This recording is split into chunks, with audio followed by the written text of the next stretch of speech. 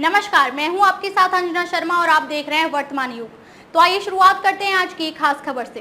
रोजगार कितना कारगर चुनावी मुद्दा, चुनाव में कांग्रेस इसे धार देने में जुटी तो भाजपा पेश कर रही है आंकड़े। रोजगार प्रत्येक चुनाव का एक स्थायी मुद्दा है। पहले लोकसभा चुनाव से लेकर अब तक शायद ही कोई चुनाव हुआ हो जिसमें रोजगार मुद्दा ना रहा हो। केवल भारत ही नहीं, अमेरिका जैसे विकसित देशों में भी रोजगार का सवाल कभी दबा नहीं। अहम सवाल यह है कि क्या ये स्थायी मुद्दा निर्णायक मुद्दा भी होता है। इसमें शक नहीं कि युवाओं के बीच इसका असर होता है। इसलिए मुख्य विपक्षी दल कांग्रेस इसे धार देने में जुट गई है, पर सत्ताधारी भाजपा की ओर से कुछ आंकड़े भी पेश किए जा रहे हैं। उसकी ओर से ये भी बताया जा रहा है कि सरकार युवाओं को जॉब सीकर यानी कि नौकरी की चाह रखने वाले से ज्यादा जॉब गिवर यानी नौकरी देने वाला बनाने की दिशा में काम कर रही है। ऐसे में ये माना जाना चाहिए कि रोजगार के मुद्दे का प्रभाव विश्वसनीयता और प्रतिबद्धता पर जाकर टिकेगा। इस स्थायी मुद्दे के स्थायी समाधान के लिए नया रास्ता ही ढूंढना होगा।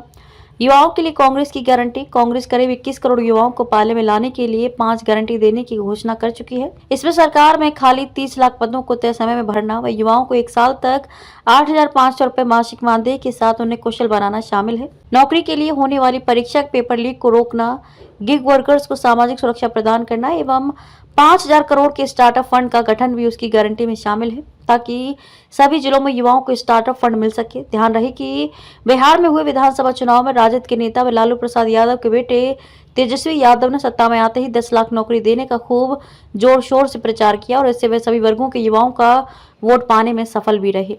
दक्षिण भारत के राज्य तेलंगाना और कर्नाटक के विधानसभा चुनाव में भी कांग्रेस ने रोजगार के मुद्दे को उछाला था, लेकिन कांग्रेस को अगर विश्वसनीय ढंग से युवाओं को अपने साथ करना है तो फिर ये भी बताना होगा कि पिछली कांग्रेस सरकारों के समय और वर्तमान में कांग्रेस शासित राज्यों में इस दिशा में कितना काम हुआ, वरना ये सिर्फ चुनावी स्टंट बनकर रह जाएगा।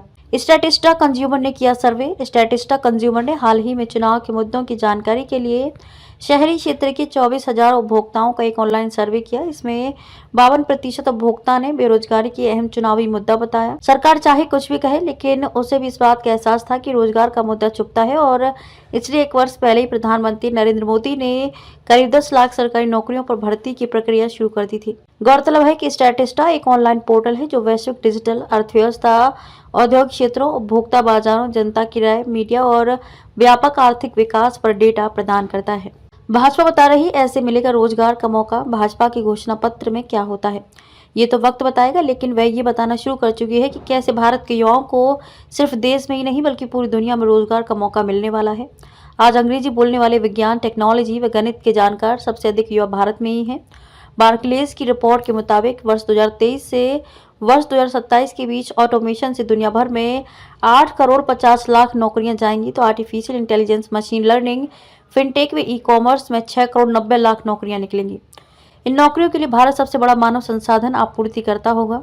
बार्कलेज पीएलसी एक वैश्विक वित्तीय सेवा कंपनी है जो व्यक्तिगत और व्यावसायिक बैंकिंग, थोक और वाणिज्यिक बैंकिंग के साथ ही निजी और निवेश बैंकिंग समाधान पेश करती है। खबरों में अब तक के लिए बस इतना ही। फिर होगी आपसे मुलाकात कुछ ऐसी ही खास खबरों के साथ। तब तक के लिए नमस्कार और देखते रहिए वर्तमान युग।